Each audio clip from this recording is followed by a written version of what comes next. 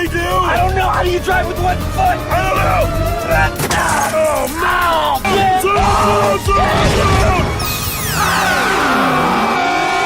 no! Last week we covered Pirates of the Caribbean starring Johnny Depp. So, it's only fair that this week we listen to the other side of the argument. Pineapple Express, starring Amber Heard. Where do we even begin? When you think of your superiors, what emotions do you feel?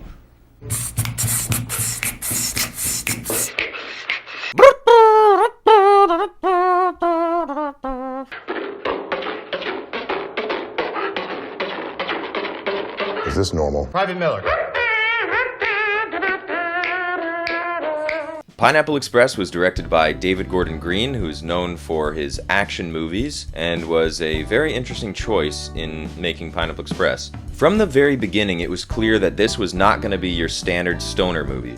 I've been up in here trying to get a motherfucking scholarship. Up till this point, the top weed movies of all time had been Cheech and Chong's Up in Smoke, and their subsequent sequels, Reefer Madness, which was not meant to be for stoners, but to dissuade people from smoking, did not work. Dazed and Confused. Then you have movies like Half-Baked, How High, a lot of very dumb movies. Friday, fantastic. But what we had not seen is a stoner movie with a plot.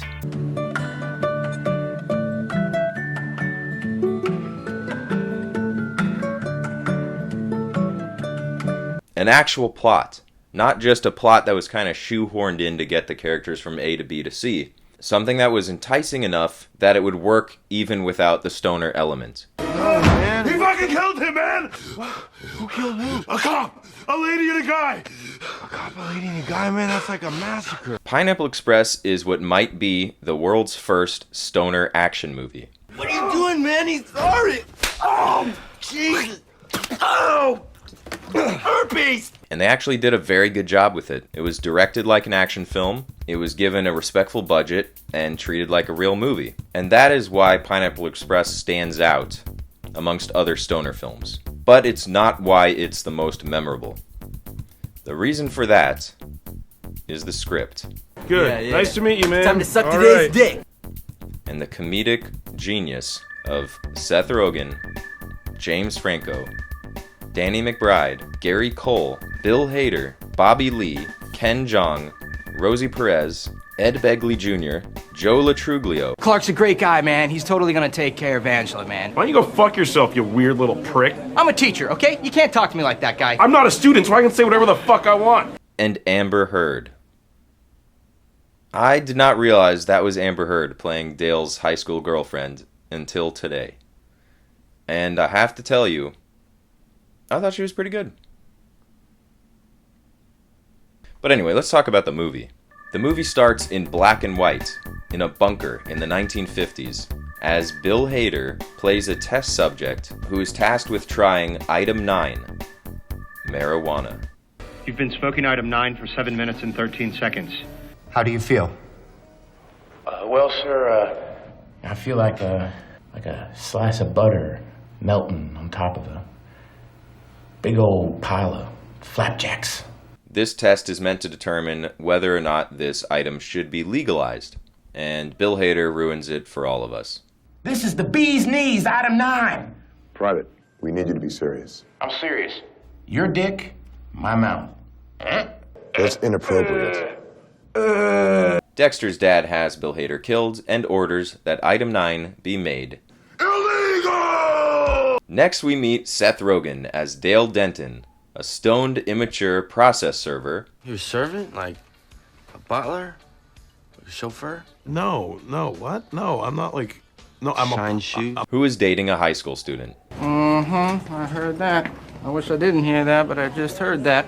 What's that supposed to mean? Dale has dreams of being on the radio and aspirations of impressing his girlfriend's parents. But all of that goes out the window when he decides to buy a new strain of pot from his dealer, Saul, played by James Franco. I thought the hurricane season was over.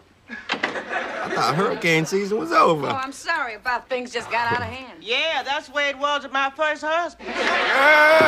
This is James Franco at his absolute best. I'm gonna become a civil engineer. I'm gonna design septic tanks for playgrounds.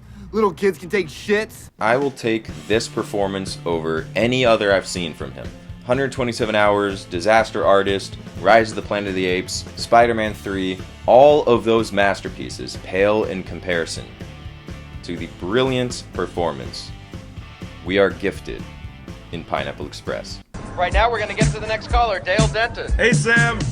Big, huge fan. First-time caller. Hard to believe that at the time, weed was still illegal in California. If marijuana is not legal within the next 5 years, I have no faith left in humanity, period. Everyone likes smoking weed. It makes everything better. Makes food taste better. Makes music better. Makes sex feel better, for God's sakes. It makes shitty movies better. So the movie paints the picture of what it was like to have to deal with a drug dealer in your day-to-day life.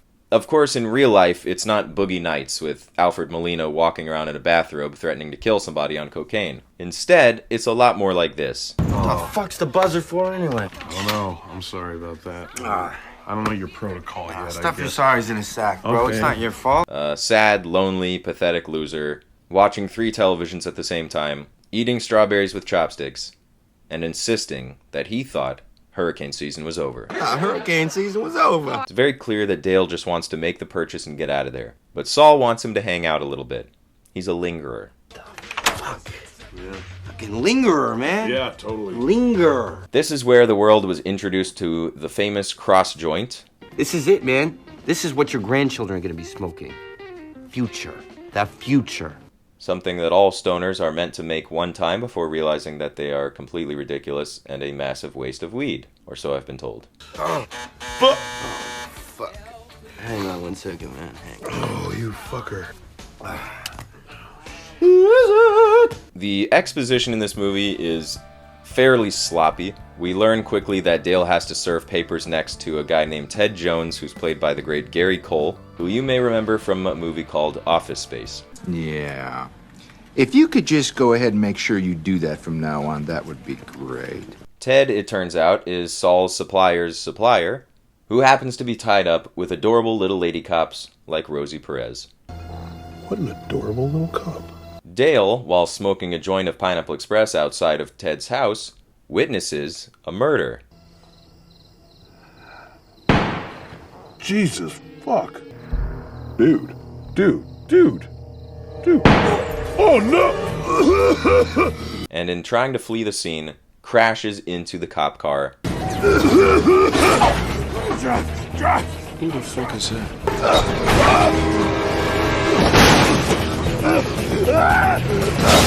And speeds off, as Ted picks up the discarded roach, takes a puff, and immediately identifies it.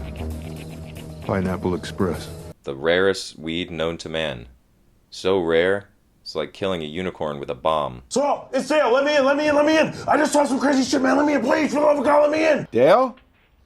Yes, Dale, that's what I said. It's Dale. Dale, let me in. I buzzed it. Open the door when I buzz it. Buzz it in 3 seconds, exactly. Instantly, Dale and Saul decide to go on the run, taking with them the bare essentials. Snacks, fruit roll-ups, weed, and they decide the best place to go and hide is the woods, where Saul outlines some of his fears as to how Ted might be tracking them. Heat-seeking missiles, bloodhounds, barracudas. I'm kind of flabbergasted when you say things like that. It's weird. After a harrowing attack by their subconscious, the 2 gentlemen end up knocking themselves silly. Dale! Fall back! Save me!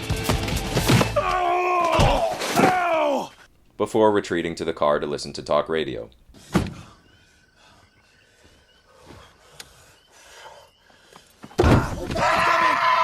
When they wake up in the morning, they find out they've slept for 18 hours, and the battery is dead. What do you mean it's dead? What do I mean? I mean the battery's dead. The battery's dead. What do you mean the battery's dead? How can I explain this to you differently? The battery is dead. And after having a little bit of fun in the forest,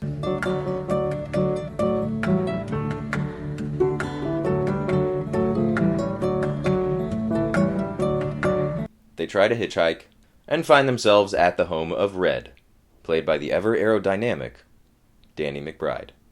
Who's this? I'm Dale, Mr. Red. Nice to meet you. Red explains that it's his cat's birthday, even though the cat's been dead for some time, and this leads us into what might be the greatest fight scene in the history of cinema. You gotta break the door! Are you gonna pay for it? What'd you do, Ted? You smashed my balls! You smashed my balls! Smash them! Saul is able to end the fight with a bong to the head, but Dale is far from finished. This ends now! Oh, shit. Was that too much? On the run again, the boys realize that they're going to need some spending money. So they do what any of us would have done. Sell weed to high school students. Inhale it, Chachi. Inhale it. Fuck's Chachi. Of course, this backfires massively when the school's liaison officer arrives to arrest Dale. Fortunately, however, Dale is able to quickly convince her of this corrupt police conspiracy, and instantly she becomes the main character of the movie. Because she doesn't work for the law. The law works for her. I promise you, I've been smelling something in this department for a long time, and I'm gonna get to the bottom of this shit. No.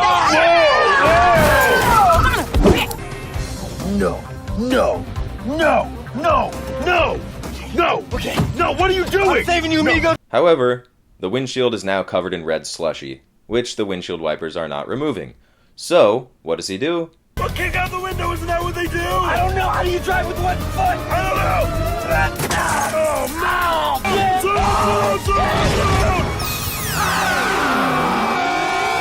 Finally, the duo arrive at his girlfriend's house for another very funny scene. Angie, I swear to God, you do something or I'm gonna... So fucked up. No, don't let him gonna. No, don't wanna. We need to begin to prematurely evacuate. Are you high? What? No, I'm not high. What? You are high as a fucking kite. Bill, it's happening. I was eating a The gangsters arrive shortly after. Hey, the food's still warm. Love it. And Garagely and her family escape into the night. Dale and Saul wind up getting into a fight. The guys are friends, and then they're not friends, and then at the end of the movie, they're friends again. Dale can't decide whether he wants to get back with his girlfriend or not, and now the monkey's out of the bottle.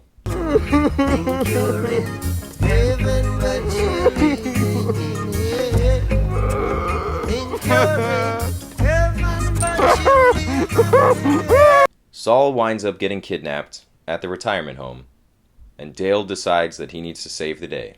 So he goes and enlists Red, who is somehow still alive after sustaining 2 bullets and a sink to the head.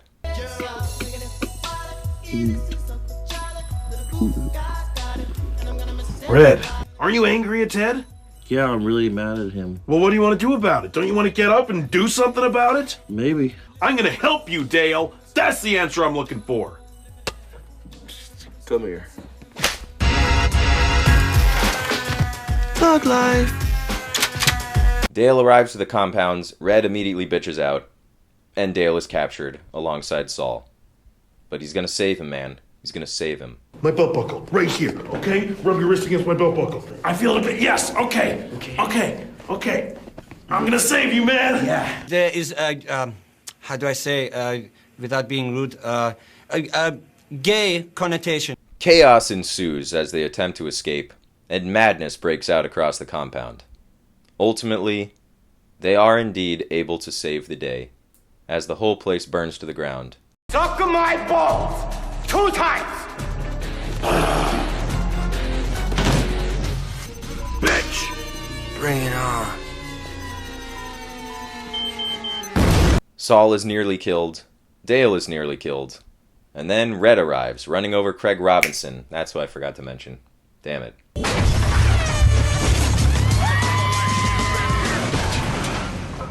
You just got killed by a Daewoo Lanos, motherfucker. Sorry, Ted. You've been served.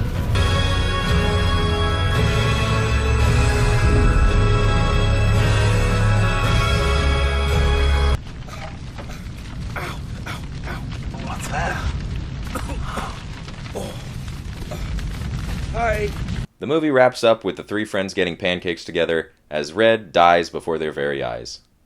Oh, no, he's still alive. I'm trying to decide how stoned I am and just how like on the verge of death am I right now. Is like am I like seeing shit because I'm stoned or because I like have no blood left in my body? You've been shot like 7 times. You guys smell like shit. Well, that's about it for today, folks. Hope you enjoyed the video. But more importantly, I think that we get so wrapped up in the fun and games in life that sometimes we forget the reason for the season in the first place. So I'd like to end today by talking about the true spirit of the holiday of 420. This Saturday, I don't know if you're aware of it, was 420, and so it was a madhouse over there. It's April 20th? No, 420. Yeah, it was April 20th, but 420. You know, 420. No, what's that? 420 was the birthday of Austrian-born German politician and the leader of the National Socialist German Workers' Party. A fella went by the name of Adolf Hitler. He was a decorated veteran of World War I. And he joined the war. Hold the fort. He hated Jews. If you want more content like this, you can check out these other videos. And let me know in the comments what movie you want us to talk about next. Until then, see you next time. I think we should kill Hitler. Me and you go suicide, kill him. Got it. It was like, he died 50 years ago, probably. Did he? I didn't even know he was sick.